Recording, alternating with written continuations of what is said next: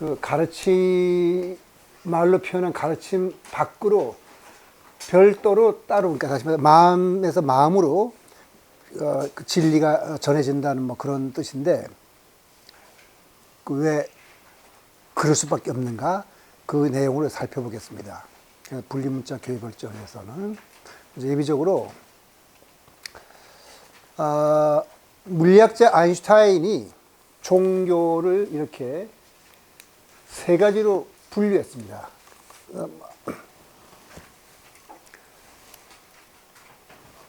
여기 아인슈타인 on Cosmic Religion and Other Opinions and Aphorism이라는 데 보면 나오는데, 그 공포의 종교, 도덕 종교, 우주적 종교. 그 공포의 종교라는 건 뭐냐면은 자연에서 일어나는 여러 가지 그 현상들을 두려워해 가지고 거기에 이면에는 그걸 주재하는 어떤 초월적인 존재가 있다, 신이 있다 생각해서 거기에다가 갖다 바치고 두려워하는, 그래서 제사도 지내는 그런 종교라 치면은, 도덕 종교란 말은 주로 동양의 종교처럼 그 공자의 가르침과 같은 그런 종교를 말하겠습니다. 그렇지만 꼭 공자가 아니더라도 뭐 다른 종교들도 그 사회의 결속을 위해서 그 어떤 공동체가 지켜야 될 어떤 규칙이라든가 이런 것이 신으로부터 왔다고 한다면 그 도덕 종교가 되겠는데, 그 다음에 미래의 종교는 우주적 종교라고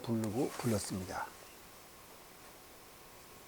그 공포 종교는 뭐 여기 이제 썼습니다만은 우리 잘 봤습니다. 베다의 종교에서 어떻게 하는지 잘 봤잖아요, 그죠? 그래서 인격신이 개념이 났고 사제식이 생겼고 이런 거였는데,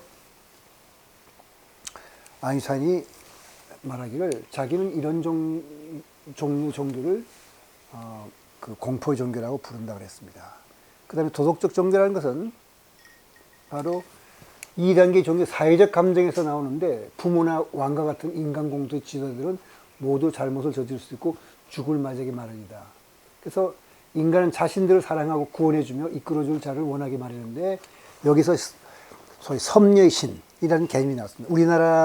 우리나라 사람들은 보통 하늘의 뜻이다 할 때 그게 이제 섭리의 신이 될 텐데, 섭리의 신은 사람으로 하여금 도덕과 윤리적인 삶을 살도록 이끌어주며 보호하고 결정하며 상벌을 내리며 죽은 자의 영혼을 보살핀다. 이것이 문명인의 종교다.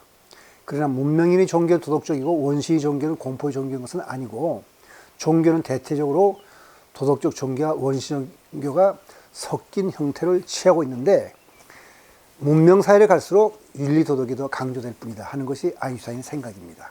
그러니까 동의를 하느냐 안 하느냐는 것은 여러분들은 또 여러분의 생각에 따라서 아인슈타인을 비판할 수도 있고 찬성할 수도 있겠죠.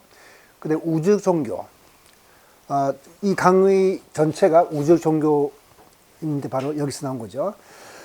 진리를 찾는 것은 이성적 사유에 의해서가 아니라 종교적 감정이며, 과학이 이렇게 찾은 진리를 인간이 이해할 수 있는 방식으로 정리한 것이다.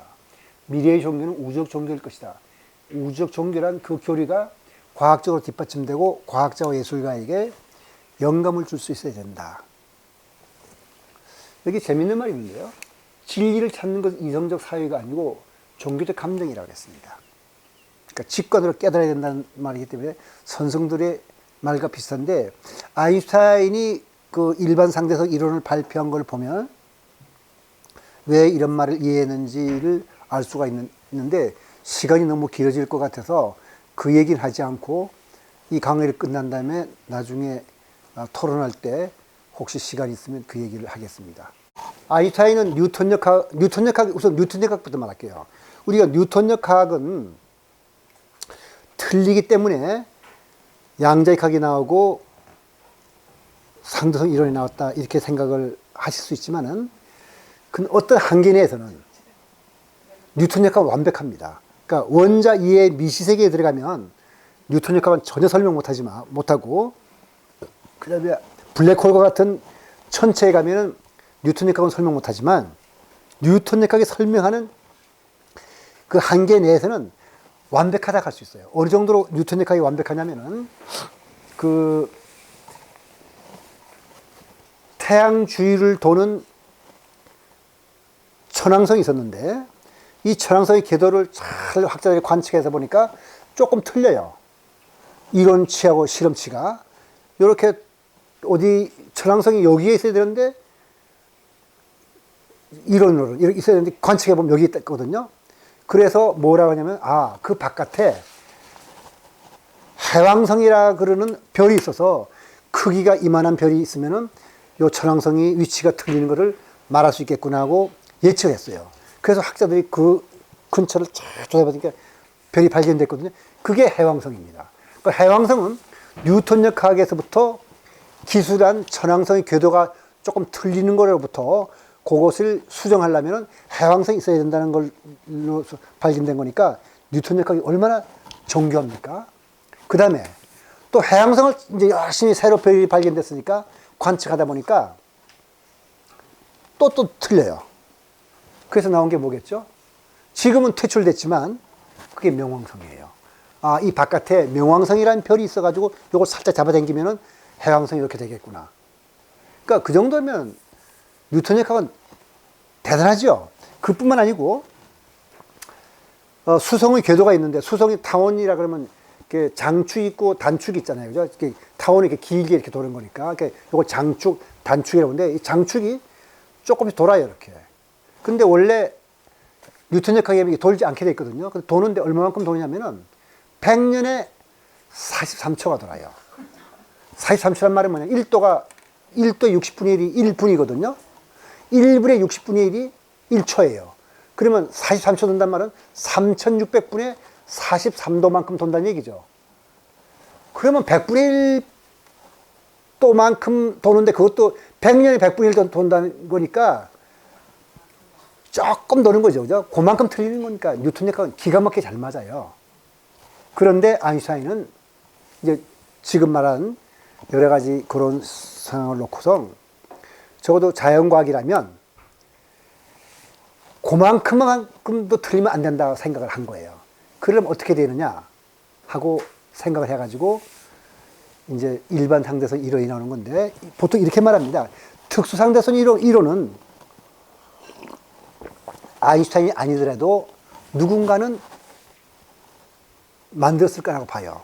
근데 일반 상대성 이론하는 사람들은 이런 말들을 합니다. 그 리차드 화이만이라는 뛰어난 물리학자는 상대성 이론을 공부하다가 어떻게 인간의 머리에서 이런 게 나왔을까? 그 다음에 또 딴 사람들 이렇게 말해요. 일반 상대성 이론은 아인슈타인이 아니었으면 나오지 않았을 거다. 그 실제로 나중에 이제 몇 가지 그 아인슈타인의 사고에 의해서 이제 일반 상대성 이론의 바탕이 되는 걸 마련했을 때 그 아까 말한 힐베르트가 아인슈타인보다 일반 상대성 이론에 대한 기초 그 공식을 먼저 만들었습니다. 6일 정도 먼저 만들었어요. 근데도 모든 공은 일반 상대성 이론을 아인슈타인이 만든 거라고 하잖아요. 그죠? 왜 그런가? 이제 그걸 설명할 건데 그때 힐베르트가 이런 말을 했어요. 자기가 공을 뺏긴 거 하나도 원통하게 생각지도 않고 자기가 먼저 했는데도 이렇게 말했어요. 여기 괴팅겐에 있는 사람이라면 누구나 수학이 아인슈타인보다 훨씬 뛰어나다. 그럼에도 불구하고 일반 상대성 이론을 만든 것은 아인슈타인이다. 이런 말을 했거든요. 바로 조금 전에 이 강의 내용에서 중요한 건 뭐였었죠? 이성적 사유에서 진리에 도달할 수 있는가 아닌가잖아요. 그죠? 바로 그 점이에요. 그 점을 힐베르트가 정확하게 간파한 건데 이런 아인슈타인이 특수상대성 이론을 발견한 건 이런 겁니다. 그 엘리베이터에 여러분들이 이렇게 떨어지면 어떻게 돼요? 엘리베이터가 만약 줄이 끊어지면 엘리베이터가 여러분 함께 떨어질 거잖아요. 그죠? 여러분 힘을 느끼겠어요? 못 느끼겠어요? 무중력 상태가 돼야 힘을 못 느껴요. 그러니까 근데 그 힘을 못 느끼는 게 참 이상한 게 버스 탔을 때 여러분의 버스 운전수가 앞으로 갑자기 가속을 팍 하면 어떻게 돼요? 몸이 뒤로 힘을 느끼죠. 또는 우리 때는 여러분들이 지금 상상도 못 하는데 우리 집사람이 세태 얘기는 하지 말랐는데도 이걸 그래도 해야겠어요. 왜냐면 제가 대학교 때는 버스 한번 탔다가 내린다는 것은 전쟁이야. 왜냐면 내가 교복을 하나 입었는데 버스 한번 어느 날 버스 내리는 보니까 단추 5개 다 떨어졌어요. 왜 그러냐? 그 당시에 그 제일 유명한 게 서울 공대 가는 버스, 태릉 가는 버스였는데 그 버스 하나에 140명이 타거든요. 그러면 나올 수 없어요. 그러면 그거 태울 수 없어요. 어떻게 하냐면은 여기에 이제 버스 뒤에 차장이, 그때는 차장이 있어갖고 버스가 요 문이 열리면 여기에 사람을 이렇게 세워두잖아요. 세워두면은 이게 들어가지를 않아요. 그럼 뒤에서 버스 저기 그 차장이 이렇게 엉덩이를 밀거든요. 그럼 간신히 들어가는데 버스 저기 그 기사는 이걸 이렇게 하는 게 아니라 이쪽으로 확 틀어버려요. 그 원심력에서 저 안으로 확 밀려 그러면 아구구 소리를 지르면서 밀려가서 그냥 부딪히고 뭐 이렇게 하다가 이제 바로 세워서 이렇게 오는 거거든요. 이제 그럴 때 지금 왜 이런 말을 했냐면 모든 힘을 받으면 힘을 받는다는 걸 느껴요. 근데 중력만은 반대예요. 높은 산에서 딱 떨어지면은 자유낙하, 그 자유낙하라는 거잖아요. 자유낙하 하자면 자유낙하하는 동안에 자기는 아무리 힘을 받지 않는다는 걸 이거 생각하는 거예요. 여기서 아인슈타인 일반 상대성이 나오는 거예요. 다시 말해서 그럼 별은 왜 저기서 만유인력에서 도는가? 아니다 이거 별도 떨어지는 거예요. 내가 하늘에서 떨어질 때 아무 힘을 느끼지 않잖아요. 근데 달이 떨어지는 건 뭐죠? 달이 이렇게 지나가지 않고 이렇게 주위에 돌아요. 지구가 뉴턴의 역학에 의하면 잡아당기니까 떨어지는 거잖아요. 근데 아인슈타인이 지금 말한 발견한 바에 의하면 떨어질 때 힘을 안 느끼게 되잖아요. 바로 그게 일반 상태. 다시 말해서 지구가 태양 주위를 도는 것은 태양을 위해 떨어지는 건데 떨어지려면 힘을 안 느끼게 되죠. 근데 왜 힘을 느끼기 위해서 이렇게 돌아요? 바로 이것을 시공간이 이렇게 휘어졌기 때문에 지구는 그냥 자연스럽게 떨어지는데 시공간이 휘어졌기 때문에 도는 것처럼 보일 뿐이다. 이렇게 본 거예요. 그건 이성적 사회에서는 도달 못하는 거예요. 직관에서 바로 별이나 모든 태양들은 그냥 자연스럽게 이렇게 자유낙하는 건데 힘을 안 받고 움직이는 건데 그럼 왜 힘을 받는 것처럼 보이는가? 그거는 공간이 구부러졌기 때문에 그런 거다. 이걸 깨달은 거예요. 그거는 언제 깨달았냐면 특수상대에서 일어날 때 깨달았어요. 그런데 공간이 보이지도 않는 공간이 기하학적으로 휘어졌고 구부러졌고 그 구부러진 걸 따라서 태양이 돌고 하다 보니까 머리에서 빛도 그러니까 그럼 공간을 구부러뜨린 건 누구냐? 이게 저기 물체예요. 태양과 같은 무거운 물체가 있으면 공간을 구부러뜨려요. 구부러졌기 때문에 쥐고 도는 거잖아요. 그럼 공간이 구부러졌으니까 빛도 휘어질 거다. 이런 걸 다 했거든요. 이 직관은 바로 아인슈타인은 이성적 사유가 아니에서는 도달할 수 없는 그런 깨달음이 타고 왔기 때문에 직관했고 나머지들은 그 생각을 못 하는 거예요. 바로 다시 말해서 하늘에서 그러니까 원래는 말로는 그래요. 저기 무슨 10층 건물에서 누가 떨어지는 걸 보고 갑자기 일반 상대성 이론 나왔다는데 그거는 아니고 떨어지는 사람이 힘을 못 느낄 거잖아요. 다른 힘을 느끼잖아요. 그러니까 중력이라는 건 힘을 못 느낀다면 지구도 중력에 도는 거니까 지구도 힘을 못 느끼게 될 거 아니에요. 달도 못 느끼고. 그건 뭐예요? 그냥 공간을 자유롭게 떠돌아다닌다는 뜻이잖아요. 근데 돌아? 이게 아인슈타인 생각이죠. 그거는 공간이 구부러졌기 때문에 그렇다. 이 직관은 이성적 사유로는 힐베르트도 모두도 못하고 힐베르트 같은 사람들 하는 것은 이 말을 들은 다음에 그럼 공간이 구부러졌다 치면은 어떤 수학적 방정식을 하는 게 좋을까 한가 하고 그거는 힐베르트가 먼저 만들었어요. 그렇지만 완성한 거는 아인슈타인. 그래서 근데 힐베르트도 대단히 신기한 게 그런 공을 내가 먼저 했다고 하지 않고 이런 모든 직관적 깨달음에서 온 아인슈타인이 수학이 부족해서 아인슈타인은 정확하게 10년 동안 공면 기하학을 공부했어요. 그러니까 구부러진 기하학, 공면 기하학을 공부해가지고 겨우겨우 어렵게 해가지고 일반 상대성을 만들었는데 힐베르트야 수학의 대가니까 이 말 듣자마자 만들어냈거든요. 아인슈타인보다 여기 먼저. 그렇지만은 그 일반 상대성 이론에 세운 공을 아인슈타인한테 넘겼어요. 넘기면 하는 말이 게팅겐의 그 어느 누구도 그러니까 아인슈타인이 수학으로 치면 게팅겐에서 꼴찌인 거죠. 누구도 아인슈타인보다 못한 사람 없지만은 그래도 일반 상대성 이론을 만든 것은 아인슈타인이다. 왜냐하면 그런 직관적인 깨달음이 있었기 때문에. 네. 네. 그런 직관적인 깨달음이 있었던 거예요. 그거 대단한 거죠. 그게 교수님 그러면은 그왜 논리 수학적인 계산에는 그거 가지고 공면이 완전 증명이 된 겁니까 그렇게? 그럼요. 다 돼서 이제 나중에 이제 이 강의에서 나올 테지만은 그 또 에딩턴이라는 사람은 1차 대전 중인데 아인슈타인이 빛이 구부러진다고 하니까 그걸 증명하러 전쟁 중에 브라질까지 가요. 브라질 가서 브라질에서 못 보고 돌아오는 길에 토고라 그 아프리카 어느 섬에서 보고서 빛이 휘어지는 걸 다 관측합니다. 그 다음에 이것도 있어요. 손머리로 하는 건데 3층 건물 정도면 3층 건물 10m잖아요. 그죠? 10m면은 이 밑에서 흐르는 시간하고 3층 꼭대기에서 흐르는 시간이 달라요. 시간의 흐름이 달라요. 그래서 GPS 있잖아요. GPS는 저 인공위성이 돌잖아요. 그럼 지상에서 시간과 GPS 시간이 다르잖아요. 그러면 우리 위치를 파악할 때 오는데 가는데 걸린 시간 따져버리면 시간의 흐름이 다 다를 거 아니야. 그러면 이게 뭐 몇 킬로씩이 틀리게 되거든요. 그래서 계속해서 GPS에서는 아인슈타인 상대성 이론에 따라서 꼭 보정해가지고 위치를 찾는 거예요. 그만큼 일반 상대성 이론은 그 물리학자의 머리에서 나온 것만 아니라 우리 실생활에 다 이렇게 쓰고 있는 겁니다. 우리가 지금 여러분 자동차에서 GPS는 아인슈타인 일반 상대성 이론에서 시간 보정에 의해서 한 걸 가지고 사용하고 있는 거예요. 그래서 어쨌든 아인슈타인이 우주적 종교적 감정이 뭔가를 말했어요.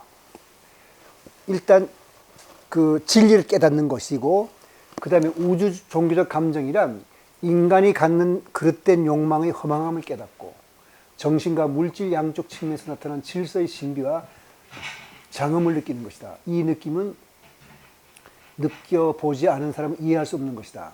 그러면서 구약시대의 다윗을 비롯한 이스라엘 예언자들이 이 감정을 느끼고 있었고 특별히 불교는 이 요소를 강하게 갖고 있다. 이랬는데 인간이 갖는 그 욕망의 허망함을 깨닫는다는 말은 굉장히 중요한 말인데 뭐냐면은 사실 이 강의의 첫 시간에 제가 우리 두뇌가 우리를 어떻게 속이는지에 대한 얘기를 많이 했습니다. 예를 들어 뭐 고릴라 했거든 보여드렸고요. 근데 우리 인간 마음은 사실 진화에 의해서 이루어진 거거든요. 근데 진화에 이루어질 때 우리 마음은 사물의 참모습을 보는 방향으로 우리 마음이 형성된 것이 아니라 유전자를 많이 퍼뜨리는 방식으로 유지가 됐기 때문에 우리를 자체를 표현형이라고 하거든요.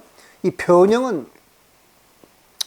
개별적인 표현형 하나는 죽거나 말거나 전체적으로 볼 때 유전자만 많이 퍼뜨리면 되니까 우리한테 그릇된 욕망을 많이 퍼뜨렸어요. 예를 들어 대표적인 것이 식욕과 색욕인데 그 중에 색욕이라 치면은 색욕이 자꾸 이뤄야 짝짓기를 해서 자손을 많이 퍼뜨릴 거 아니에요. 자꾸 그렇게 하도록 만들었어요. 그래서 그 행복해지는 건 아닌데도 불구하고 그러면은 행복해진다고 생각하고요. 이렇게 하도록. 그러니까 그런 걸 깨달은 그릇된 욕망의 허망함을 깨닫는다는 말을 진짜 진리를 깨닫는다는 뜻입니다. 그래서 정신과 물질 양쪽 측면에서는 질서의 신비와 장엄을 느끼는 것이다. 그러니까 불교에서는 그런 방식으로 느끼는 방법으로 선을 강조하죠.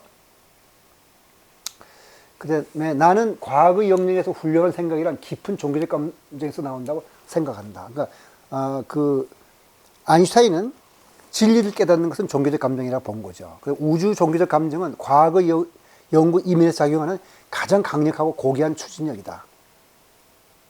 그러니까 진리를 찾는 데 있어서 종교와 과학은 수레의 두 바퀴와 같다. 종교와 과학은 상호 보완적이다. 종교 없는 과학은 전연발이와 같고 과학 없는 종교는 장님과 같다. 과학만으로 우리 존재의 궁극적인 근본적인 목적이 무엇인지 알 수 없다. 이런 것이 아인슈타인의 생각입니다.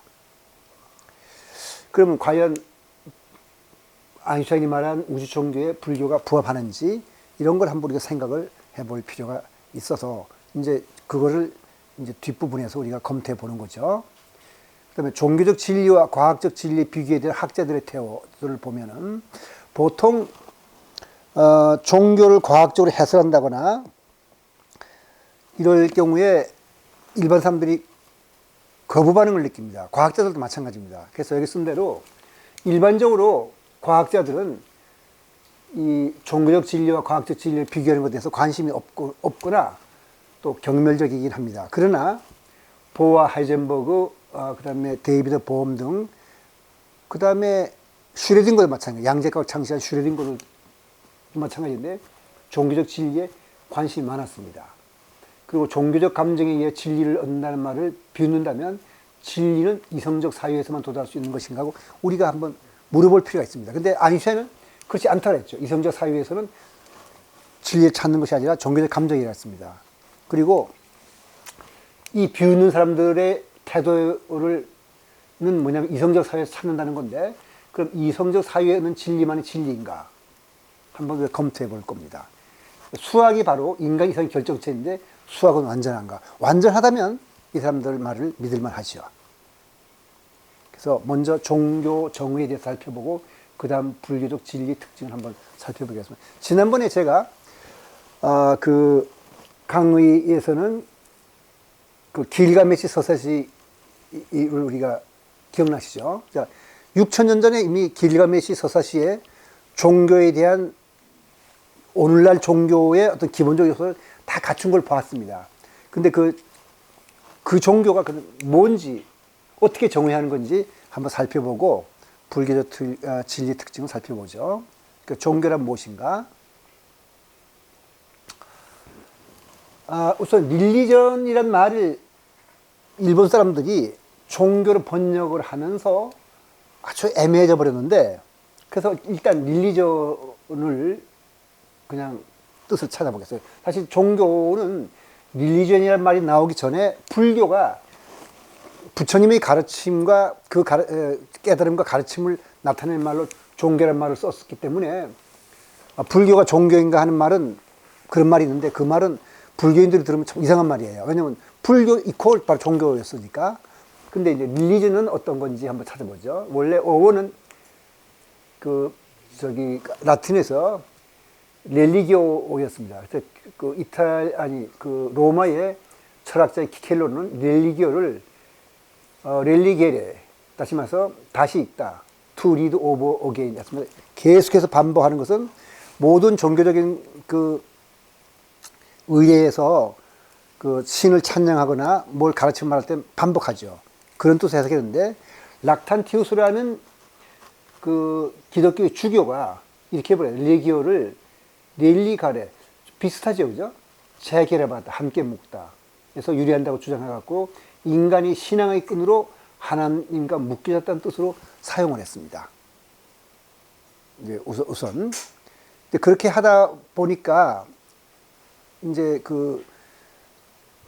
릴리전은 그런 거고, 종교는 말로 표현할 수 없는 최고의 진리. 그러니까 석가모니가 깨달은 근본 진리를 불교인들은 종이라 불렀고, 최고의 진리를 말로 표현하여 가르치는 것을 경전을 말하는 것으로서 종교라면 바로 불교인들이 불교를 가르치는 말로서 불교에 사용한 말입니다. 그러니까 석가모니 부처님이 깨친 진리는 말로 표현할 수 없으나 인간이 이해할 수 있도록 듣는 이 근기에 맞게 말로 가르친다는 뜻으로서 이렇게 썼습니다. 그러니까 릴리전하고 종교는 원래 전혀 딴 얘기였었어요. 지금은 같이 쓰지만, 근데 종교라는 말이 나온 배경은 왜 불교인들은 불교를 가르쳐 종교라고 했냐면은 이런 말이 나옵니다. 내가 깨달은 이 진리는 심오하고 보기 어렵고 깨닫기 어렵고 이성적 사유의 영역을 초월하고 극히 미묘하기 때문에 지혜로운 사람이나 알 수 있다. 그러나 감각적 쾌락을 기뻐하고 감각적 쾌락을 즐기고 감각적 쾌락에 춤추는 중생은 이 영기 이치를 보기 어렵고 열반의 이치를 볼 수 없다. 내가 이 진리를 가르친다 하더라도 사람들이 알아듣지 못한다면 내 몸만 필요하고 괴로운이다. 바로 이 감각적 쾌락을 갖도록 만든 게 우리 진화에서 유전자를 퍼뜨리도록 그렇게 만들어진 거죠. 그러니까 부처님은 벌써 이성적 사유로서 깨닫기 어려운 것도 알았고, 감각적 쾌락이라는 게 그렇게 허망하다는 것도 이미 깨쳐서 사람들한테는 전부 돈 좋아하고 그냥 섹스 좋아하고 맛있는 거 좋아하고 그럴 거 아니에요. 내가 이 사람들한테 앉아서 걸씨가면서 해봐야 말 안 들을 거니까 나는 내 깨친 진리를 그냥 나만 그냥 알고 갈란다 했더니 범천이 나와서 부처님 그렇게 하시면 안 된다. 이게 이제 일반 종교와 다른 점이죠. 이제 범천을 다른 말로 표시하면 힌두교에서 말하면 하나님인데 하나님이 내려와서 인간인 사람한테 절을 하면서 부처님 그러면 안 됩니다. 그냥 가면 어떡하냐고 이 수많은 중생 중에 100만 명이 다 못 알아듣더라도 그 중에 한 사람은 알아들을 테니까 그래도 가르침을 베풀라 했으니까 부처님이 그래 뭐 알아듣지 못하더라도 최선을 다해보자 하고 가르치기 시작한 것이 불교예요. 그러니까 그게 종교인 거죠. 불교란 말은 부처님이 가르침이란 뜻이고 그게 종교인 거죠. 종교의 정의. 이제 이건 종교의 정의라기보다 릴리전의 정의인데 간단한 정의는 없습니다. 그래서 보통 종교학 책을 보면은 요약해 놓은 것이 이런 거예요. 가슴으로 느끼는 거, 무한, 영원, 절대 등을 지각하는 거, 여럿이서 종교 의회를 통해 무한을 체험하는 거, 영적 존재에 대한 믿음을 교리로 담고 체계화한 거, 유의심의 관계. 이건 전부 다 불교에서 말하는 종교와는 별로 가깝지가 않죠. 그래서 여기에 이렇게 하면서 개인의 내적 변화와 고독성이 종교의 특성임, 집단적 열정이나 종교의식은 종교를 모르는 것이며 기도는 혼자 사는 것이니 이렇게 여러 사람들을 한번 제가 열거해 드린 겁니다. 그 다음에 사회적 가치를 향한 믿음과 실행의 체계, 종교적 가치의 중심은 개인에게 있는 것이 아니라 사회 속에 있다. 궁극적 진리와 가치에 대한 인격적 체험. 그 다음에 유명한 그 힌두교의 인도 철학자, 종교학자 비베카난다가 한 말 있습니다. 인간에게 내재되어 있는 신성의 표현. 그러니까 신성을 불성으로 바꿔놓으면 인간에게 내재되는 신성의 표현. 이런 식으로 뺐고요. 그 다음에 유명한 철학자 앙리 베르그송은 인간을 성스러움에 연결시켜주는 신앙심과 제도화된 의례적 실천. 이렇게 종교를 정의하기 어려워요. 그래서 웨이브라는 사람이 뭐라 하냐면 종교의 정의는 무용하며 불가능하다. 그다음에 무신론자들을 말하는 종교는 망상이다. 그 다음에 그렇게 어렵습니다. 제임스 로이바라는 사람이 지금 말씀드린 것은 제임스 로이바가 수집한 종교의 정의예요. 사람들이 종교를 뭐라 그러니까 릴리전은 여기서 말하는 릴리전은 뭐라 그러냐. 48가지나 되는 종교의 정의를 수집하고 자신이 정의한 2가지를 첨가해요. 50가지나 되는 정의를 시도했습니다. 그러니까 종교를 이렇게 정의하기 어렵어요. 그 다음에 니니안 스마트는 아예 그렇게 하지 않고 종교를 6가지 차원에서 구분했습니다. 교리와 철학을 가진 거, 신화, 윤리와 율법, 의례와 실천, 경험과 감정, 사회 조직. 이 중에서 어떤 것을 어떻게 하느냐에 따라서 종교를 분리한 거죠. 정의는 못하고. 근데 종교에 대해서 비판적 견해도 많은 거거든요. 왜 근데 종교에 대해 비판적 견해를 살피는가? 우리는 지금 릴리전과 종교가 원래 뜻이 다른다 하더라도 그래서 넓은 의미에서 종교를 좋아해서 종교가 진리를 말씀해 준다 생각해서 종교를 공부하기 위해서 모인 사람들입니다. 그러면 종교를 제대로 알 필요가 있거든요. 그래서 막스 뮬리가 말한 대로 하나의 종교밖에 모르는 이는 종교를 모르는 사람이다. 이렇게 말했어요. 그러니까 여러 가지 힌두교라든가 길가메시 서사시에 나오는 종교의 원형 이런 것들을 알아야 되는 거거든요. 더군다나 그래야 남과 더불어 살아갈 수 있겠습니다. 그래서 이 막스 뮬러인데 제가 소설 중에서는 가장 좋아하는 책인데 불교하고는 관계 없는 것 같지만 그래도 좀 어떻게 보면 관계도 있다고 생각해서 독일인의 사랑. 굉장히 아름다운 사랑 얘기를 쓴 책인데 한번 읽어보시기를 권하는 거고 근데 오늘 강의 내용은 그냥 종교학 입문 이 책을 그러니까 종교학이란 학문을 창시한 사람입니다. 막스 뮬러가. 근데 종교학자답게 참으로 그 사랑을 아름답게 그렸어요. 근데 이 사람들이 이제 종교를 뭐라 그러는지 한번 볼까요? 세네카는 로마의 그 정치가였죠. 아주 그냥 정말 이상하게 말했죠. 이상하게 말했다기보다 이거 시니컬하게 말했다니까 종교란 평민들에게는 진실로 여겨지고 현자들에게는 거짓으로 여겨지며 통치자들에게는 유효한 것으로 여겨진다. 이렇게 말해서. 그러니까 정치적으로 이용해 먹기 좋지만 똑똑한 사람들은 안 믿지만 바보들은 믿는다 이런 뜻이죠. 아인슈타인은 나는 자신이 창조물을 심판한다는 신을 상상할 수 없다.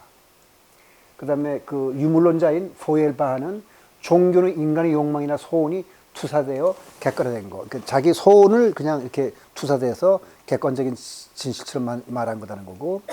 마르크스는 인민의 아편이다. 다윈은 나는 자유롭고 전지전능한 신이 살아있는 유충들의 몸속에서 그 살을 파먹겠다는 의지를 뚜렷이 드러내는 맵시벌과를 의도적으로 창조했다는 것을 믿을 수 없다. 이게 뭐냐면 다음번 강의에서 이 인간이 뭔가를 살펴볼 때 생물학적인 면에서 살펴볼 텐데 실제로 그 맵시벌과의 벌들은 유충이 있으면은 유충 속에 유충의 몸에다 알을 낳으면 이 알이 유충 몸을 파고 들어가서 그 속에서 참 신기해요. 장기는 두고 왜냐면 살려둔 채 먹어야 되니까 죽지 않도록 내장은 가만두고 살보다 다 파먹어요. 그리고 마지막에 죽이니까 그런 게 정말 신이 창조했다고 할 수 있겠는가 이런 뜻입니다. 그러니까 죽지 않아요. 그 벌레는 계속해서 살아서 움직여야 계속 그 맵시벌과 또 애벌레가 먹을 수 있으니까. 그다음에 이게 물리학자 와인버그는 종교가 있든 없든 착한 일을 하는 사람과 악한 일을 하는 사람이 있기 마련이다. 그러나 착한 사람이 악한 일을 하면 종교가 필요하다. 아주 종교를 웃기게 봤죠. 그 다음에 로버트 퍼시그라는 이 또 굉장히 재밌는 사람들이 소설이에요. 누군가 망상에 시달리면 정신상이라고 한다. 한 사람이. 그렇지만 다수가 망상에 시달리면 그걸 종교라고 한다. 어쨌든 이런 생각들을 하고 있다는 걸 우리가 알아야 되는 거죠. 좋은 책입니다. 요건 요 책이죠. 요 책이 로버트 퍼시 요 책인데 상당히 재밌고 좋은 책이에요. 그 다음에 간디는 이렇게 말했어요. 역사에 기록된 가장 극악하고 잔인한 범죄들은 종교 또는 그와 비슷한 성스러운 동기의 미명 아래 행해졌다. 그 다음에 해밍웨이는 모든 생각할 줄 아는 사람들은 무신론자다. 비어스라는 또 그 언론인인데 기도란 지극히 부당하게 한 명의 청혼자를 위해 우주의 법칙들을 무효하라고 요구하는 것이다. 그렇죠. 그죠? 원래 질서 정연하게 가게 돼 있는데 나 이렇게 해주셔야 그러면 원래 그렇게 하게 되는 걸 안 하는 거니까 그런 뜻으로 얘기가 됐고요. 쇼펜하우어는 우파니샤트 읽은 다음에 우파니샤트는 지난번에 제가 그 힌두교를 소개하면서 말씀드렸는데 이렇게 내 마음에 붙어있던 유대인 미신을 깨끗이 씻어줄 수 있는가. 이 사람은 불교와 힌두교를 좋아한 거고 프랑클린은 그 미국의 독립을 위해서 굉장히 애쓴 아주 유명한 사람인데 차라리 등대가 교회보다 훨씬 유익하다. 이런 말을 했고요. 러셀은 종교는 지적인 면에서뿐만 아니라 도덕적인 면에서도 해롭다. 하여튼 이런 생각들이 있다는 걸 우리가 알아야 우리가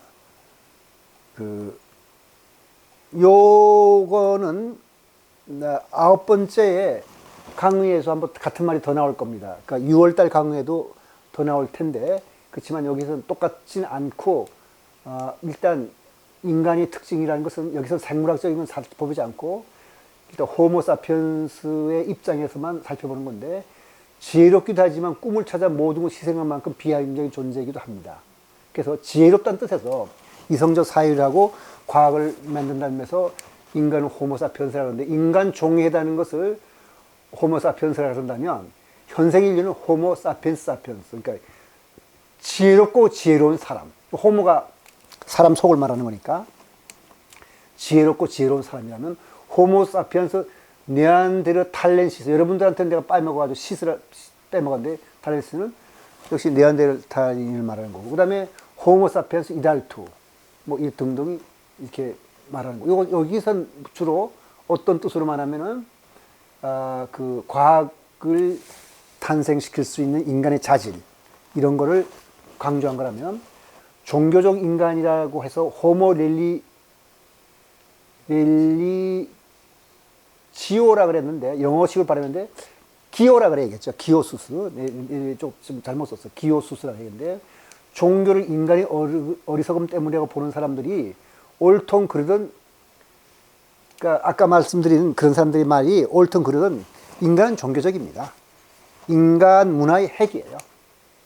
이집트, 그리스, 로마, 중세 기독교 사회를 가보면 특히 이집트의 룩소르에 있는 그 카르나크 신전이라든가 피라밋을 보면은 입이 벌어지거든요. 그 피라밋을 누가 계산했는지 모르겠지만은 나폴레옹 시대 때 그 장군들이나 그 장관들 중에는 수학자나 물리학자가 많았으니까. 근데 그 기자에 있는 가자인가요?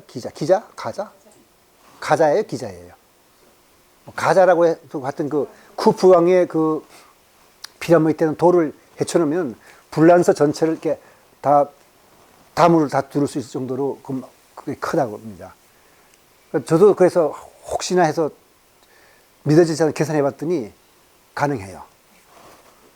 그 다음에 카르나크 신전은 제가 대충 재봤는 건데 거기 보니까 이쪽으로 2km, 이쪽으로 한 1.6km 되는데 어마어마한 돌들로 된 그 신전들이 있어가지고 그 속에 들어가면은 그 상주할 때는 8만 명이 상주할 수 있다는데 한 400~500년 정도 걸쳐서 완성된 신전입니다.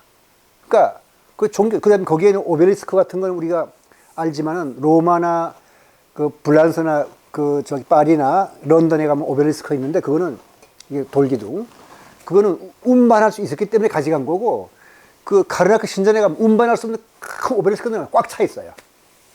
그 말은 바로 인간은 그냥 사는 게 자체가 종교가 생활됐다는 거니까 그러니까 이 사람들이 종교를 인간이 어리석음 때문이라고 보는 사람들이 옳다 치더라도 어쨌든 인간은 종교를 떠나서 인간 문화를 생각할 수 없고 그 다음에 인간의 비합리적인 요소가 또 인간을 어떤 발전시키기도 했을 겁니다. 적어도 이 호모 사피엔스로서 인간은 경제적이고 지혜로운 것만을 따져서 손해보는 걸 안 하겠지만 꿈을 가진 인간은 꿈을 찾아서 모든 걸 희생해서 그 꿈 하나를 위해서 가진 것 다 버릴 수도 있는 게 인간적인 또 요소일 겁니다. 그게 또 발전의 원동력이 되고 이게 인간의 특징이라 했는데 요거는 6월달 강의에서 한 번 더 살펴보겠습니다.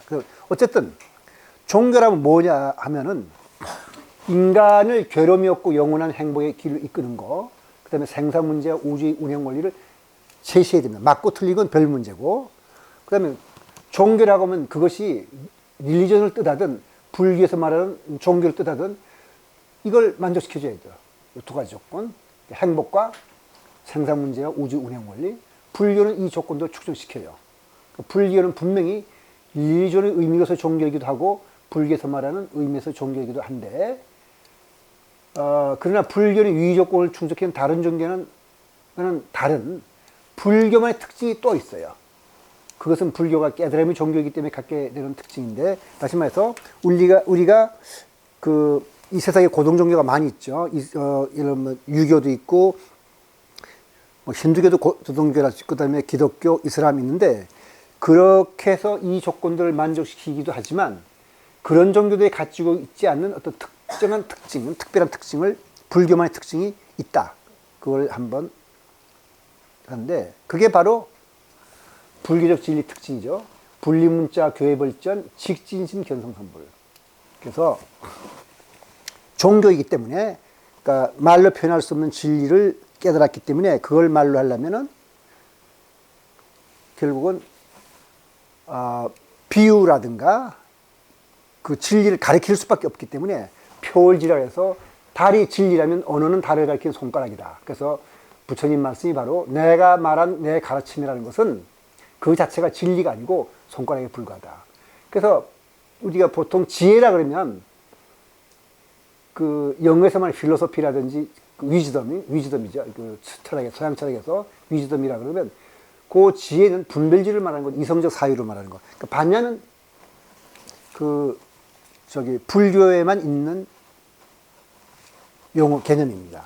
그러니까 불교적 진리는 반야로 집권하는 것이고 이성적 사유는 도달하지 못하고 반야를 기르기 위해서는 바른 생활이 필수적이고 바로 선정을 닦아야 되기 때문에 요 점에서 바로 불교적 그 진리 특징이 나타나는 겁니다. 그러니까 이성적 사유를 도달하지 못하는데 아인슈타인도 그런 말을 했기 때문에 이 강의 제목을 우리가 우주 종교라고 부른 거죠. 그러니까 서양 철학과 과학은 이성적 사유로서 진리에 이른다고 보고 윤리 도덕적으로 문제가 있더라도 뛰어난 업적을 남긴 사람들이 많이 있어요. 근데 불교는 아까 말씀드린 대로 반야로서 진리에 도달하기 때문에 반야는 윤리 도덕적으로 문제가 있으면 마음을 안정시키지 못해요. 그래서 개정의 사막을 함께 닦아야 되는 거죠. 그러니까 불교가 세상사를 주재하는 신의 존재를 부정하고 개를 강조한다면, 다시 여기서 바른 생활이 필수인데, 불교는 종교가 아니라 윤리 강령이 아닌가. 이렇게 말한다면 말할 수 있죠. 그게 아까 아인슈타인이 분류한 바에서 도덕적 종교였으니까. 그렇게 물을 수 있습니다. 그럼 불교는 종교인가 윤리 강령인가? 이건 아까 말씀드린 대로 읽었으니까 바로 감각적 쾌락을 기뻐하고 감각적 쾌락을 즐기는 사람들한테는 이해 못할 것이다. 이 말이죠. 그 다음에 아까 말씀드린 대로 불교는 종교와 같은 말입니다.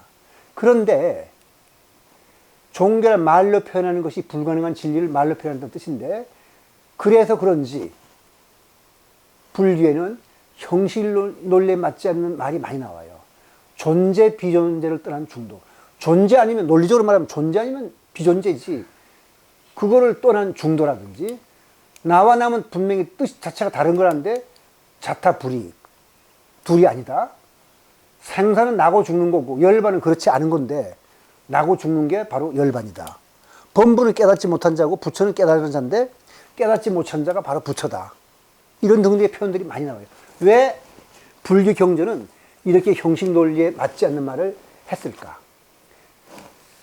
그렇게 이건 이해를 하지 않으면은 불교의 그 가르침이 머리에 들어오지 않을 거기 때문에, 이제 그러면 불교인이 아닌 다른 물리학자나 수학자들은 어떤 말을 했는가 한번 볼까요? 양자과학의 철학적 기반을 마련한 덴마크의 물리학자 보온이 이런 말을 했어요. 얕은 진리는 그 반대가 틀렸다는 걸 가리킨다. 이게 우리가 보통 말하는 진리죠.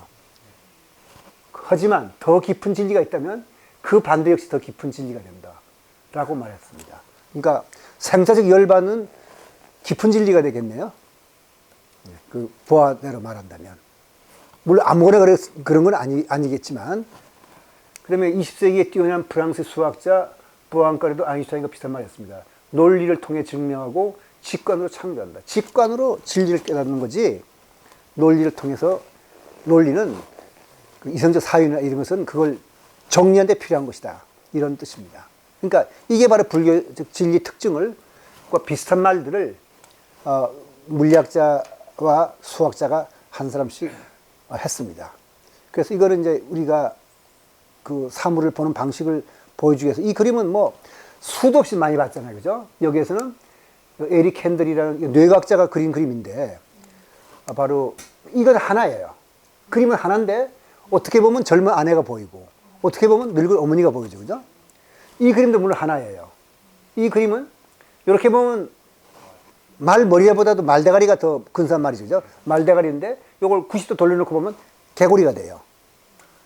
그러니까 똑같은 거를 한 개도 뺀 거, 점도 안 뺐는데도 똑같은 거를 어떤 관점에서 보느냐에 따라서 이렇게 다르게 볼 수 있다는 걸 나타내는 것이죠. 다시 말해서 중도라는 것은 특별한 것이 아니고 그 사물의 본 모습이고 그 사물의 전체인데, 우리는 양쪽 다를 보는 게 아니라 한쪽씩만 본다. 그러니까 부처님은 이게 존재고 이게 비존재다 이렇게 한다 치면, 부처님은 이걸 다 함께 볼 수 있다는 뜻이고, 이것이 젊은 아내가 존재고 늙은 어머니가 비존재라면 부처님은 그걸 함께 볼 수 있다. 그게 중도의 뜻이 되겠습니다. 근데 우리가 이분법적인 사고를 하기 때문에 둘 중에 하나를 본다. 이래서 불교의 특징을 말하는데, 그 다음에 이거는 유명한 백남준의 그 비디오 아트죠. 그래서 전일주와 한원주의 사물을 바른 두 가지 관점을 말하는데, 전일주의라는 것은 그 사물의 전체를 보는 거고, 한원주의는 그걸 분석해서 부분을 하나하나를 이해함으로써 전체를 이해하겠다는 건데, 그게 다른 거예요. 예를 들어서 이게 블루부따라는 백남준의 아트인데 아까 두 가지를 봤을 때 과학기술자가 이거를 설명할 때는 어떤 빛과 어떤 소리가 어떻게 조화가 되면 이런 게 나온다는 것을 완전히 이해할 수 있습니다. 그러니까 어떤 강도의 전류가 흘러서 어떤 관을 통해서 이런 색깔이 나오고 이것을 100%다 설명할 수 있어요. 과학기술적으로. 소리와 빛에 대해서. 원래 비디오 아트라는 것은 오디오와 비디오의 결합이니까 비디오에 대해서는 완벽하게 다 설명할 수 있고 오디오 설명했어요. 그런데 그 과학기술자는 설명 못한 게 하나 있죠. 바로 백남준이 전하고자 하는 예술성. 이거는 과학기술자가 그 환원주의적인 관점으로서는 못했어요. 그건 뭐냐면 바로 그냥 탁 보고 아는 거니까 그 아인슈타인이 말하는 일종의 직관 내지는 깨달음에 해당할 수 있겠습니다. 그러니까 깨달음과 이성적 사유에 의한 분석은 이렇게 사물을 이해하는 방식이 다르니까 우리한테는 둘 다가 필요하겠죠. 그러니까 부처님처럼 비구들이요, 흙도 없고 물도 없고 불도 없는 바람도 없는 그런 영역이 있다. 그 속에는 이 세간도 없고 출세간도 없고 그것은 만들어진 것이 아니며 이것은 괴로움이 끝이다. 그러니까 이 세상을 불교에서는 지수화풍이라고 하잖아요. 지수화풍. 그런 게 아니라는 거예요. 이거는 깨쳐서 딱 그냥 우주와 내가 하나가 된 경지에 있었을 때만 나올 수 있는 말이니까 이런 것은 바로 백남준이 비디오 아트를 볼 때 전일주의 관점에서 보는 것처럼 우주를 보는 거죠. 그러니까 우주와 나가 하나가 된 이 경지는 오직 전일주의 관점에서만 이해할 수 있을 거라고 우리가 짐작할 수 있죠. 그렇다고 해서 이 경지가 초월적 세계는 아닙니다. 똑같은 걸 보고 아까 과학기술자는 분석해서 과학기술적인 걸 말했고 그걸 비디오 아트로 해서 예술적을 감상하는 우리들은 그냥 예술성을 보듯이 같은 걸 보고 다르게 본 거거든요. 그러니까 우주와 내가 하나가 됐다 그래서 그건 딴 세계를 말하는 건 아닙니다. 우리가 보는 이 현상계를 그렇게 다른 관점에서 봤다는 뜻입니다. 그러면 어떻게 일체가 과거의 영역의 현상계를 벗어나면서 열반을 포함했습니까? 그건 뭐냐면 환원주의를 보고 이분법적으로 보는 것이 우리들이라면 똑같은 것을 전일주의 관점에서 전체를 봤다. 이런 뜻으로 이해하시면 되겠습니다. 그래서 분별하는 마음, 우리 이분법적인 사고는 현상계의 차별성을 이 환원주의적 관점에서 보고 있는 거죠. 과학은 여기에 속하죠. 보통. 네. 근데 이제 번뇌 없는 마음이라야 이 전체를 분석하지 않고 있는 그대로 보게 되고 전체는 분리할 수 없는 하나라는 것을 깨닫게 된다는 것이 불교의 가르침입니다. 그래서 이제 괴델의 불완전 성리를 들어보면 먼저 논리 3법칙. 논리의 3법칙이라는 건 딴 게 아니고 동일률이랑 모순율은 같은 말인데 동일률이라면 A는 A다. 이게 동일률이에요. 근데 모순이라는 것은 A가 A이면서 A 아닐 수는 없다는 것이죠. 그래 맞죠. A가 A이면서 A 아니기도 하다. 그건 말이 안 되죠. 배종률은 A와 B를 놓고 볼 때 A는 B하고 같거나 아니면 A는 B하고 다르거나. 이 밑에 붙인 건 다르다는 뜻입니다. 추일이라는 것은 A와 B가 같다면 또는 이게 크다면 이런 뜻이죠. A와 B의 관계가 이렇게 같다고 하죠. 같다면 그 다음에 B와 C가 같다면 A와 C는 같은 거다. 또는 반대로 A가 B보다 크고 B가 C보다 크다면 A는 C보다 크다. 이런 거 추이라고 그러죠. 그러면 이 자연 현상은 이건 우리가 볼 때 여기에 틀리면은 그 진리 아닐 것 같아요. 우리의 사물인식 방식이거든요. 우리가 방식대라면 그럼 자연은 여기에 맞게 행동해야 되는 건가? 형식 논리에 맞지 않는 건 진리가 아닐까? 불교에서는 형식 논리에서 볼 때 이상한 방식으로 묶어 잡아거든요. 그럼 불교인이 형식 논리를 몰랐을까? 이런 생각을 한번 해봐야 되죠. 미리 말씀드리자면 아직 양적화가 안 했지만은 자연은 형식 논리에 맞게 행동하지 않습니다. 그래서 부처님이 그걸 미리 아셨던 것 같아요. 14무기라 그래가지고 말룬가 푸따의 그 질문이라는 게 있는데 이렇게 나옵니다. 시간에 대해서 말룬과 푸타가 물어보는 거예요. 우주는 시간적으로 영원한가? 우주는 시간적으로 영원하지 않은가? 우리 생각에는 둘 중에 하나일 것 같죠? 그런데 불교는 이상하게도 이렇게 중간을 물어봐요. 시간적으로 영원하기도 하고 영원하지 않기도 한가? 또 우주는 시간적으로 영원한 것도 아니고 영원하지 않은 것도 아닌가? 이거 두 개를 쓸데없는 질문같이 보이는데 그 인도인의 형식 논리를 물 때 꼭 이렇게 물었어요. 공간에 대해서 우주는 공간적으로 유한한가? 우주는 공간적으로 무한한가? 우주는 공간적으로 유한하기도 하고 무한하기도 한가? 이게 종합긍정이라고 해요. 긍정종합이라고 그러고 부정종합이라고 하는데 우주는 공간적으로 유한한 것도 아니고 무한한 것도 아닌가? 이 얘기는 나중에 양적학할 때 한 번 더 나오겠습니다만 일단 여기서 네 개를 다 써놓읍시다. 그 다음에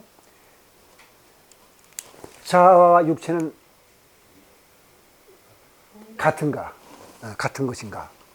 자아와 육체는 별개인가? 사후세계에 대해서 열애는 육체가 죽은 후에도 존재하는가? 그게 다 궁금한 거잖아요. 그죠? 부처님 돌아가셨는데 어디 계신가 아닌가 이거죠. 열애는 육체가 죽은 후에는 존재하지 않는가? 열애는 육체가 죽은 후에는 존재하기도 하고 존재하지 않기도 한가? 열애는 육체가 죽은 후에는 존재하는 것도 아니고 존재하지 않는 것도 아닌가? 그래서 아까 4개, 8개, 요거 12개, 요거 14개, 14무기에 대해서 부처님 답을 안 했어요. 그게 무슨 뜻이냐면은 어떻게 답하든 틀린다는 뜻입니다.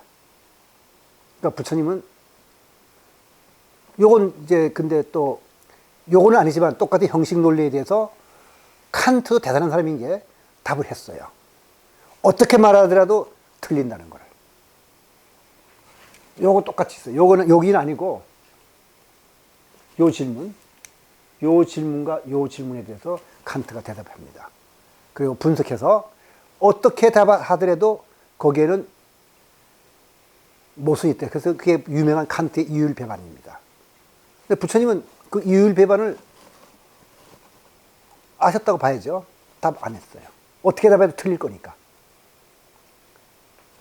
그래서 그것을 사구백비라 그래요. 사구란 4가지 하나의 개념 혹은 대립되는 개념을 기준으로 현상을 판별한 4가지 노력을 말하는데 유와 무를 기준으로 하면은 A는 긍정이다. 다시 말해 있다.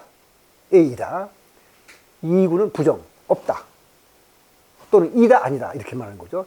긍정 종합은 있기도 하고 없기도 하다. 부정 종합은 있는 것도 아니고 없는 것도 아니다. 이런 식으로 나누는 거죠. 근데 백비란 건 뭐냐? 이건 선생들이 썼기 때문에 제가 소개하려고 쓴 거지 여러분들 이걸 이해하려 애쓸 필요 없어요. 기본 사구에 다시 사구가 있어서 4 곱하기 4는 16이요. 이 16은 이미 나타난 것과 나타나지 않은 것이 있어서 합이 32이다. 그 다음에 이 32가지는 과거, 현재, 미래가 있어서 96이요. 96의 기본 사고를 더하면 100이 돼서 이제 그렇게 물음을 만들 수 있죠. 이 세상의 진리는 이 100가지 어떤 걸로 설명하더라도 다 바깥에 벗어난다. 이런 뜻입니다. 이 100가지 형식 논리를 모두 부정해서 백비라고 그러는데 선생들이 이렇게 말했다는 말은 정말 대단한 통찰력이라고 우리 할 수 있는데 우리가 긍정 아니면 긍정과 부정이면 논리적 형식이 충분하지 않잖아요. 그죠? 이다 아니다든지 있다 없다든지 유한 무한이라든지 같다 다르다 이러면 됐지 왜 그 100가지나 나눠야 되는지 우리가 납득이 안 되는데 요 다음에 그 괴델의 불안정성 정리를 들어보면은 이해가 돼요. 그러니까 불교는 초기 불교에서부터 선종일까지 왜 이렇게 복잡하게 표현하는 것일까? 깨달은 바가 있어서 그래요. 이게 바로 유명한 괴델의 불안정성 정리인데 요거 배경을 좀 얘기하자면 이때가 제가 기억에 1929년일 거예요. 아마 29년 그때쯤 될 텐데 그때 독일에는 힐베르트라는 아주 수학의 거물이 있어가지고 이 수학계를 리드하면서 수학자들한테 제시해서 수학이 완전하다는 것을 증명하도록 유도를 했어요. 그러니까 젊은 괴델이 수학이 완전하다는 걸 증명하려고 대들었다가 수학은 공리체계가 있고 그 공리체계에서 공리로부터 유도해서 여러 가지 명제들을 만들어내는 거잖아요. 근데 공리체계가 완전하다면, 즉 공리체계에 모순이 없다면 이 공리체계 안에는 옳고 그름을 증명할 수 없는 명제가 적어도 하나는 이 공리체계 안에 존재한다. 다시 말해 이성적 사유로는 옳고 그름을 말할 수 없는 어떤 명제가 하나 존재한다는 거예요. 이성적 사유는 힘을 못 쓰는 거죠. 그 다음에 불완전성리, 제2불완전성리는 수학의 공리체계가 완전하다면, 즉 이 모순이 없다면, 이 공리체계에 아무런 모순이 없다는 사실을 이 공리체계만으로 증명하기 불가능하다. 그럼 어떻게 해야 되느냐? 그거보다 더 큰 공리체계가 있어요. 이런 실수, 이 체계가 있어. 우리가 덧셈, 곱셈, 나눗셈, 뭐 이렇게 소수를 말하는 실수 세계에서 모순 없이 잘 되잖아요. 근데 그걸 완전하다는 걸 증명할 길이 없어요. 그걸 증명하려면 복소수를 도입해서, 복소수를 도입하면 실수 체계가 완전한 걸 증명하는데, 그럼 복소수 체계가 완전하다는 건 누가 증명해요? 못하죠. 그러니까 결국 못하는 거예요. 바로 우리가 수학적으로 일지성적 사유로서 깨끗이 뭔가 진리를 찾았다 하더라도 여기에 보고도 뭐 빠진 게 하나 있어요. 그죠? 왜냐면 옳고 그름을 증명할 수 있는 명제가 저곳 하나 있으니까 이성적 사유로서는 빠진 어떤 진리가 또 하나 있죠. 그러니까 저기 그 선생들이 사고백비를 말해요. 이 과학도 마찬가지입니다. 과학도 결국 수학이거든요. 수학적 바탕에서 성립하는 거거든요. 그러니까 과학에서 어떤 걸 증명하고 만들었다 하더라도 역시 불안정성이기 때문에 아직 발견하지 못한 거 하나가 있게 마련이에요. 바로 인간 이성에는 한계가 있어요. 이 한계 때문에 불교에서는 그렇게 분별지의 한계, 분별지에서 벗어나라 그러는 거예요. 분별지가 틀렸다는 건 아니고, 분별지로는 다한 진리를 다 말할 수 없고 한계가 있다는 걸 말하는 겁니다. 그러니까 진리를 판별할 수 없다는 것은 무슨 뜻인가? 이런 거예요. 이제 쉬운 거 보세요. 거짓말쟁이는 거짓말만 하고 정직한 사람은 정직한 말만 한다는 것이 여기 공리입니다. 자, 근데 크레테사를 에피메니데스가 말하기를 모든 크레타인은 거짓말쟁이라고 말했다면 이 말의 진리를 판별할 수 없죠. 왜냐하면 모든 크레타인은 거짓말쟁이라는 것이 옳다고 한다면은, 이 말이 옳다면은 에피메니데스는 크레타인이기 때문에 이제 거짓말한 거가 될 테죠. 그 다음에 그러라 그런다면 뭐 그러니까 뭐 또 말이 안 되죠. 네. 이런 걸 자기언급이라고 해요. 왜냐면 이 명제를 이걸 말한 에피메니데스에 적용했기 때문에 생긴, 이걸 자기언급이라고 해요. 자기언급이 있으면 반드시 논리적 모순이 일어나게 돼 있어요. 자기언급이란 건 뭐냐면 유명한 말이죠. 그 위대한 물리학자 뉴턴과 뉴턴만큼 또 뛰어난 사람이 라이프니츠인데 둘 다 미적분을 발명했어요. 둘 다. 그러니까 뉴턴은 물리학을 만들려다 보니까 미적분이 필요해서 만들었고, 라이프니츠는 순수하게 수학적인 관점에서 미적분을 만들었고, 둘 다 대단한 사람인데, 그러니까 미적분 만들었다는 것만 갖고도 이 두 사람은 특별한 학자라고 할 수 있잖아요. 그죠? 그런데 누가 먼저 발명했느냐, 미적분을 만들었냐 가지고 둘이 엄청나게 싸웠어요. 근데 싸웠는데 워낙 뉴턴이 특출나게 유명한 사람이 되다 보니까 라이프니츠가 이렇게 그걸 인해서 굉장히 좀 괴로워했던데, 요 쪽에서 뉴턴이 라이프니츠는 거짓말쟁이다, 라이프니츠는 뉴턴이 거짓말쟁이다, 이렇게 말한다면 이거는 논리적인 모순이 없어요. 라이프니츠는 정직한 사람이다, 뉴턴 정직, 이렇게 해도 논리적인 모순이 없어요. 근데 이렇게 되면 논리적인 모순이 있어가지고 어떻게 말할 수가 없어요. 라이프니츠는 거짓말쟁이다 그랬는데 라이프니츠가 말하기를 뉴턴 정직한 사람이다. 라이프니츠가 뉴턴 정직한 사람이라고 말했으니까 이 말이 맞다면은 뉴턴은 이 말한 것은 아까 여기 그 공리에서 이 말이 맞아야 될 거 아니에요. 그럼 라이프니츠 거짓말쟁이가 될 거 아니에요. 그럼 이 말은 거짓말일 거 아니에요. 그 앞뒤가 안 맞죠. 진리가 이런 식으로 꼬여 있으면 그렇게 돼요.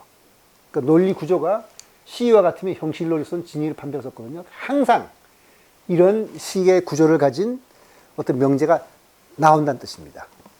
자연에는. 이바사의 역설도 그렇죠.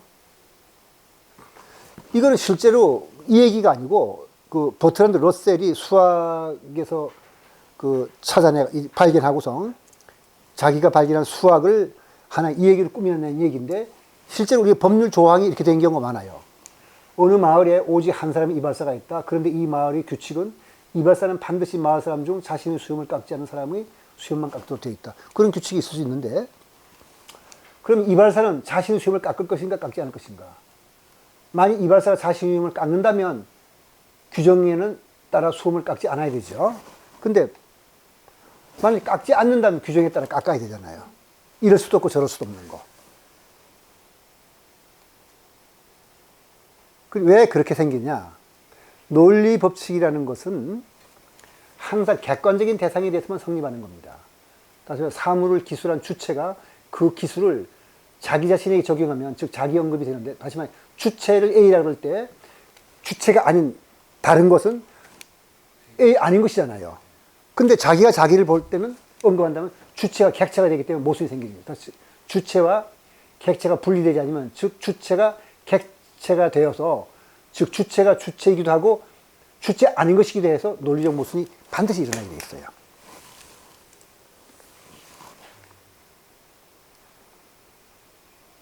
그래서 과학과 비교해보면 과학적 진리의 고전 물리학을 보면 주체가 객관적 실제를 관찰하는 거니까 형식 논리에 어긋나는 현상이 없고 이성적 사유로 진리에 도달한다고 생각을 하게 돼요. 근데 불교는 어때요? 마음을 가잖아요. 마음을 관하는 것은 마음으로 마음을 관하는 거니까 주체가 객체를 관하는 거죠. 그럼 바로 자기 언급에 해당하니까 관찰할 진리를 말로 표현하면 형식 논리에 어긋나는 게 나오게 돼 있어요. 반드시. 그래서 범부적 부처나 생사적 열반이 그런 것 중에 한 예라고 우리가 볼 수 있을 겁니다. 금강경에도 이러한 표현이 많이 나오죠. 뭐뭇이 A는 A가 아니지만 A라고 이름한다. 이런 식으로 표현들이 많이 나와요. 그리고 괴들의 불완전 성리는 과학에도 적용돼야 될 거예요. 그죠?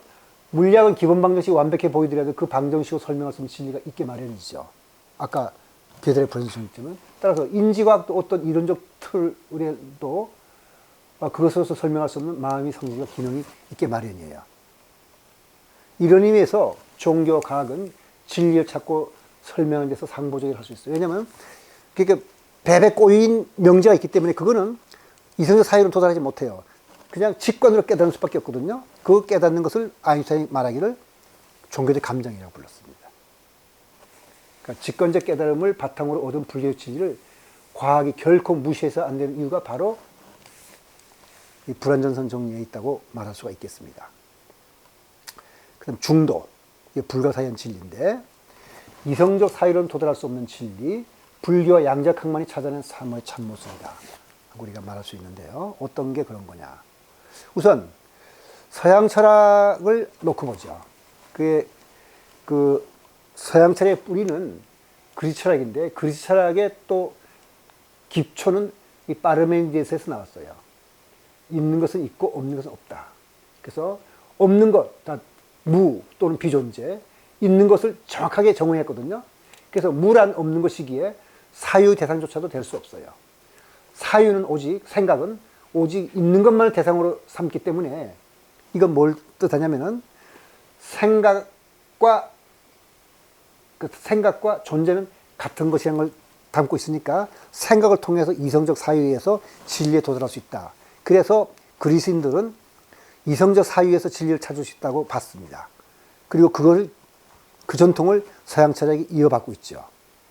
그래서 존재와 비존재에 대한 정의가 명확하고 존재와 사유가 같은 것이므로 파르메니데스에 있어서 이성적 사유는 진리를 찾는 최고의 수단이 되고 이걸 바탕으로 서양의 합리주의가 철학이 탄생하고 수학과 자연과학이 발달했습니다. 자, 그러면 우리 생각에 자, 파르메니스의 기본적인 그런 이성 제일주의에 의해서 수학과 자연과학이 발달했다면 적어도 과학적으로 볼 때 불교적 진리는 비과학적이라고밖에 말할 수 없는가, 이런 의문을 하나 가질 수 있겠네요. 그런 의문을 가지고 계속 얘기 들어주시기 바랍니다. 그 다음에 이제 중용과 중도는 좀 다른 건데요. 아리스토텔레스의 중용. 아리스토텔레스의 중용은 아리스토텔레스 윤리학의 중심을 이룬 핵심 사상으로서 윤리학의 목표는 행복입니다. 그 행복에 이르기 위해서는 중용의 덕이 필요하다 그랬는데, 중용이라는 많고 적음이 평균이 아니라 지나친 것과 부족한 것의 극단을 초월하여 최적화, 가장 알맞은 것에 이르는 것이다. 예를 들면 무모와 비겁 중 어느 쪽으로 치우치지 않는 것이며, 재물을 필요 이상으로 쓰는 낭비와 마땅히 써야 할 것보다 적게 쓴 인색함을 떠나는 것이 중용이다. 이러면 아리스토텔레스의 중용은 이해를 했었죠. 그럼 불교의 중도하고도 어딘가 닮은 데가 있네요. 그러니까 중용에 이르기 위해서는 이성적 사유로서 사물을 관주하고 자신의 삶을 성찰해야 된다. 여기서도 이성적 사유가 강조가 되고, 적어도 그 중용과 불교의 중도는 닮은 데가 있는데, 적어도 이 아리스토텔레스의 중용은 이성적 사유를 통해서 얻어낼 수 있는 겁니다. 그러니까 이성적 사유를 통해 진리를 파악할 수 있고, 진리에 합당한 삶을 사는 것이 최고 행복이다. 그러니까 성찰하지 않는 삶은 도둑 맞은 삶과 같다, 이렇게 말할 수 있어요. 잘 반성하고, 그 다음에 행복은 쾌락과 만족을 누리는 삶, 자유를 누리며 책임질 시민의 삶, 연구하는 학철학자의 삶, 세 가지로 구분할 수 있으며, 이 모두를 모자람 없이 채울 때 우리는 행복을 느낄 수 있다. 이것이 아리스토텔레스의 생각입니다. 요거는 부처님이 제가자들한테 설법한 거하고도 좀 비슷해요. 무소유의 그 얘기가. 그러니까 불교는 뭐라 그러냐. 모든 것이 존재한다는 것은 하나의 극단이요, 모든 것이 존재하지 않는다는 것도 하나의 극단이다. 열애는 극단을 버리고 중동을 취한다. 파르메니데스하고는 너무 다르죠. 파르메니데스는 있는 것은 있고 없는 것은 없다고 딱 했는데, 이것은 있는 것도 아니고 없는 것이 중도를 취한다. 그다음 용수의 팔불 중도도 마찬가지죠. 8가지 개념을 중도로 모은 것도 논리적으로 맞지 않아요. 그러면 아리스토텔레스의 판단에 의하면 이성적 사유로 설명할 수 없는 거니까, 이거는 뭐가 그 아리스토텔레스의 중용과는 좀 달라야겠네요. 그다음에 자, 과학은 파르메니데스 철학을 계승한 유럽인들이 탄생하였고, 20세기는 과학이 지식을 주도했습니다. 아마 21세기도 과학이 지식을 주도할 겁니다. 이렇게 보면 이성적 사유를 중시하는 그리스 철학과 서양의 합리주의 철학은 확실히 매력적이에요. 그런데 석가모니 가르침을 바탕으로 불교인들은 그리스도인들과는 전혀 다른 방식으로 세상을 보고 사물의 실상을 기술했거든요. 그게 중도입니다. 그러면 파르메니데스의 철학을 뿌리로 삼아 과학과 서양 사이에 찬성했다면 중도는 과학적으로 의미가 없는 것일까? 살펴보죠. 그러니까 불교의 중도에 대한 요약, 세 가지로 말할 수 있어요. 상대성 원리, 장님 코끼리 만지기소 부처님 말씀하신 거고, 조화와 중용의 원리, 거문과 줄을 알맞게 조이기로서 아리스토텔레스 중용과 비슷한 거죠. 그러니까 아리스토텔레스가 말하는 중용의 덕과 행복은 부처님이 제가자 행복을 위해 설한 내용과 아주 유사한 점이 있거든요. 그래서 요거하고 닮았어요. 그리고 불의 원리라는 게 있어가지고 이 논리로 설명할 수 없는 것입니다. 상주 단매를 따라 중도를 취한다. 영원히 존재하거나 영원히 존재하지 않으면 그냥 죽으면 끝나는 거지, 상주도 아니고 단멸도 아니다? 이상하죠. 존재와 변재를 떠나 중도를 취한다. 하나와 다양성을 떠나 중도를 취한다. 하나면 하나고 다양하면 다양한 거지. 부처님은 이런 식으로 말씀하셨거든요. 논리로서 설명할 수 없는 이런 개념들이 불교에 많이 나옵니다. 그러면 장님 코끼리의 우화라는 것은 이런 거죠. 이건 우리가 머리로 이해할 수 있는 거죠. 코끼리 전체의 모습을 보지 못한 장님들은 저마다 코끼리를 만져보고, 머리를 만져본 사람은 물항아리, 귀를 만져본 사람은 키즈라는 키, 상하를 만져본 사람은 쟁기, 코를 만져본 사람은 쟁기 막대기라고 말을 했습니다. 몸통을 만져본 사람은 벽이라고, 코끼리를. 그럼 이 사람들이 말한 건 틀리느냐면 그렇지 않죠. 바로 장님 코끼리만큼 윤리적으로 불교의 본질을 분명히 해주고 불교와 그 이외의 모든 철학과 구별을 확실히 해주는 건 없어요. 바로 코끼리 전체 모습이 중도고 이를 주로 중이라 하고 머리, 귀 등 부분을 변이라고 하는데 장님은 다 논쟁에 대한 대상 일부분을 만져보고 자신이 가진 유한한 능력이 허락하는 데서는 바르게 말하고 있어요. 사람이 세상을 보고 세상에 대해서 말하는 것도 마찬가지예요. 자신의 능력이 허락하는 한도에서 보고 거기 그 점에서 바르게 서술해요. 아까 에릭 핸델이 그린 그림을 보고 우리가 젊은 아내와 늙은 어머니를 보는 것처럼. 그래서 모든 견해는 다 어떤 한계 내에서 맞고 어떤 한계를 넘어서면 틀려요. 지구가 평평하다고 말한다고 해서 전적으로 틀린 건 아니거든요. 왜냐면 건물 지을 때는 평평하다고 지어야지 둥글다고 지으면 설계를 못할 거 아니에요. 그럼 10리나 100리를 움직이는 사람에게는 지구가 평평한 거 맞아요. 하루를 시작할 때 해가 동쪽에서 뜬다는 말도 옳은 말이죠. 천동설은 절대적으로 틀리고 지동설은 절대적으로 맞는 것 같지만 어떤 한계 내에서는 천동설도 맞아요. 다시 말해 달력을 만든다든지 우리 직권에는 천동설이 훨씬 맞아요. 그 천동설에서 만든 달력도 지금도 잘 맞아요. 어떤 한계를 벗어나면 지동설도 틀려요. 그래서 바로 장님 코끼리 만지기는 석가모니 부처님 당시에 성행했던 외도의 사상을 평하기 위해서 부처님이 만든 우화인데 부처님에 의하면 불교 이외의 다른 철학이나 외면적 지식 등에 의해서 사물을 인식하고 설명하는 것이 반드시 틀린 건 아닙니다. 이들 철학이나 외면적 진리는 유한행 현지에서는 진리를 바르게 말하고 있어요. 이러한 의견을 말하는 사람이 잘못이라 한다면 그것이 유한하다는 걸 인정하지 않고 절대적 진리라고 고집하는 데 있어요. 그게 바로 부처님이 가르침입니다. 그러니까 굉장히 불교가 포용적인 거, 중도가 포용의 원리를 말하는 거죠. 그러니까 우리가 세상 살 때도 나랑 다른 의견을 가진 사람을 이런 장님 코끼리 만지기의 우화를 생각해서 그 사람을 보면은 그 사람이 그런 말을 하는 입장을 이해하고 아마 포용하게 될 겁니다. 그 다음에 중도의 원리는 삶과 죽음에 통할 겁니다. 각자 입장에서 본 것은 변이거든요. 진리는 어느 한편, 즉 한 극단에 머무르는 것이 아니고 전체를 보는 것, 이것이 중도로서 삶도 편이고 죽음도 편일 겁니다. 그래서 무아유연회를 나누는 거죠. 그러니까 사금과 죽음을 초월한 것이 열반이요 부처의 경지이고 그것이 중도입니다. 실제로 부처님은 그렇게 설합니다. 그 다음에 조와 중용의 원리, 이건 딴 게 아니고 그 소나가 검은 걸 탈 때 이제 가르친 건데 너무 팽팽하게 조이면 어떠냐? 그러면 끊어진다 그러고 느슨하게 하면 어쩌면 소리가 제대로 안 나니까 너무 수행도 그와 같으니 너무 조급히 하면 들뜨게 되고 너무 느리게 하면 게으르게 되니까 수행도 알맞게 해서 너무 집착하지도 말고 또한 방해하지도 말아라. 그러니까 부처님은 그 수행을 할 때 그 밤을 새서 며칠씩 잠 안 자고 수행하는 것도 원치 않죠. 밥 안 먹고 단식하면서 하는 것도 않고 적어도 하루에 한 끼 정도는 먹고 알맞게 하라고 말씀하셨습니다. 그게 바로 조화 중용의 원리라고 할 수 있겠고요.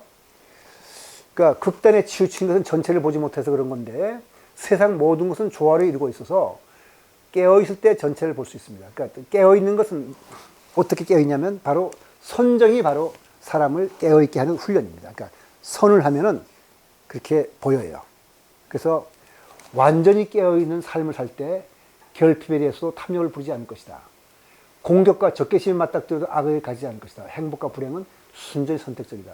이게 바로 누구가 한 거냐면은 그 쿨라다사라는 미국의 뇌과학자가 깊은 선정에 잠겨 있을 때는 실제로 이런 경지에 이르러서 자기한테 공격하고 자기의 적한테도 악을 가지지 않는 것을 체험으로서 말한 겁니다. 완전히 깨어있으면 그렇게 된다는 거죠.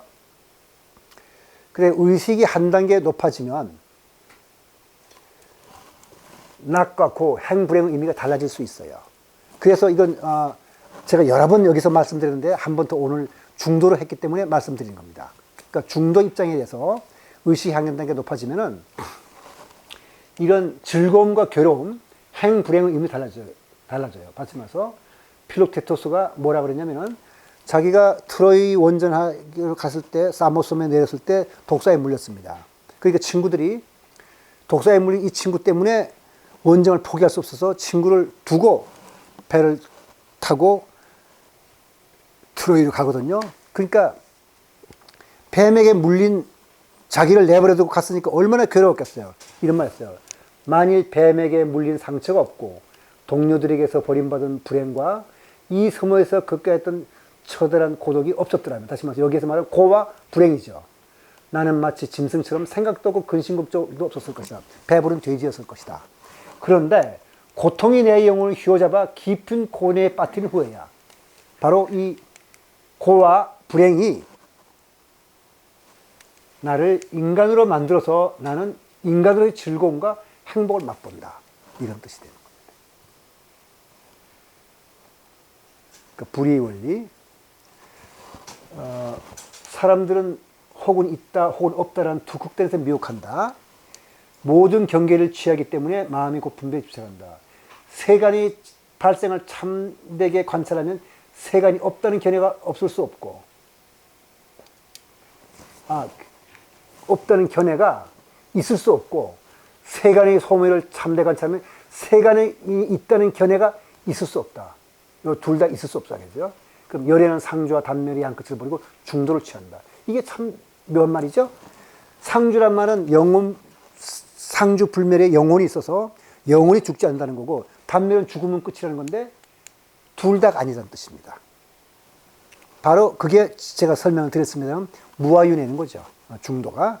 그러니까 무아윤회가 바로 불교의 중도의 원리입니다.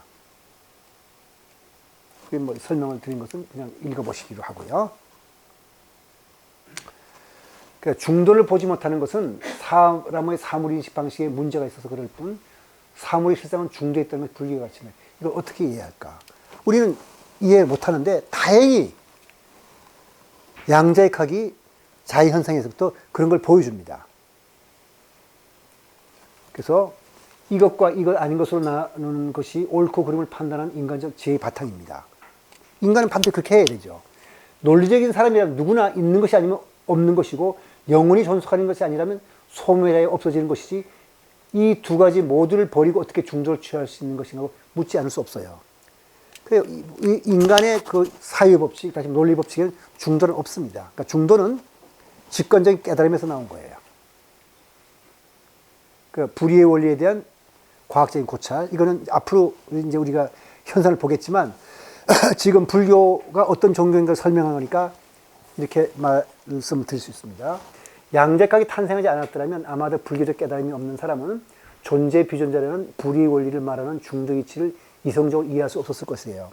그런데 그 폴 데이비스라는 물리학자가 쓴 책인데, 그 현대 물리학이 발견한 창조주라는 책의 158페이지 보면 이런 말이 나와요. 현대의 많은 작가들은 양자론에서 사용한 개념들이 선과 같은 동량의 신비주의와 밀접한 관계를 맺고 있다고 믿는다. 양자역학은 보면 여러분들이 저래서 중도가 맞을 수도 있겠구나 하고 생각할 수 있을 겁니다. 그 다음에 이 사람은 물리학자로서 시간의 본질에 대해서 설명을 하다가 갑자기 이런 말을 합니다. 그렇다고 해서 현대 물리학이 고대 불교의 지혜를 재발견했다고 해서 의미하지 않는다. 그 말은 뭐냐면은 양자역학이 불교의 지혜와 너무 비슷하다는 뜻이겠죠? 그러니까 그거 아니라고 그런 거고, 블레토크 베토레는 이런 말을 합니다. 이 사람은 물리학자예요. 전자라는 것도 다른 것과의 상호작용을 통해 어떤 특정한 행동을 기술하는 어떤 명칭이다. 불교에서 얘기했듯이 우리는 그 물체와 그 물체에 가지는 어떤 성질을 혼동해서는 안 된다. 우리가 이름을 붙였다고 해서 그것이 실제로 존재한다고 할 수 없다. 양자 물리학은 그러한 점에서 불교에서 말하는 공의 개념과 크게 일치하는 점이 있다. 이건 불교하고 물리학자가 물리를 하다가 불교에서 말하는 것과 너무 비슷하다고 말한 거예요. 예를 들면 이런 겁니다. 여기 이 말은 무슨 뜻이냐면, 원래 이해가 안 될 테니까 양자역학하고 똑같은 개념이기 때문에 말하는데, 제가 돌멩이를 봤어요. 저기 돌멩이. 저 돌멩이를 보고, 돌멩이가 크기는 이렇게 뭐 이만하고, 이만하다고 해야 되고, 뭐 3cm 되고, 무게는 한 30kg쯤 되고 색깔은 반짝반짝 빛나는 아주 예쁘더라. 이렇게 말했으면은 내가 본 거, 존재하는 건 뭐예요? 크기, 무게, 색깔, 모양을 말한 거죠. 그게 다라는 얘기예요. 근데 거기다 돌멩이라는 이름을 붙였은 것은 잘못이라는 얘기입니다. 우리가 본 것은, 내가 본 것은, 인식한 것은 크기와 모양과 색깔과 무게예요. 그게 다예요. 그래 놓고서 거기다가 돌멩이라 붙여서 돌멩이가 존재한다 그러면 안 된다는 뜻입니다. 이게 바로 그 말입니다. 그 물체와 그 물체가 가지는 어떤 성질을 혼동해서는 안 된다. 그러니까 중도란 전체를 보는 곳이고 그것이 코끼리 장님 아이고 틀렸네요. 장님 코끼리 만지기인데 코끼리가 장님 만졌을 리는 없죠, 그죠? 네. 여러분 웃으라고 일부러 이렇게 썼을 것 같죠? 네. 그러니까 중도는 윤리적으로 포용과 관용을 뜻하고 중도는 깨달음에서 오는데 이해한다는 것과 깨달은 것은 다르다. 중도는 이성적 사유로서는 도달할 수 없다. 이성에는 한계가 있다. 근데 아까 중도하고 그 서양 철학에서 말하는 중용과 좀 다르다는 뜻에서 말하는데 중용은 아리스토텔레스가 이성적 사유에서 도달할 수 있다고 그랬죠. 예. 그래서 선성들은 분리문자 교회별자를 말했고 아인슈타인은 진리를 깨닫는 것은 이성적 사유에서가 아니라 종교적 감정이라고 말한 겁니다. 그러니까 진리를 깨닫는 방법을 일러주고 중도를 말해주기 때문에 불교는 우주 종교의 강력한 후보라고 우리가 말할 수가 있겠습니다. 오늘 강의 일찍 끝나는데 여기서 마치고 질문과 토론을 들어가야죠.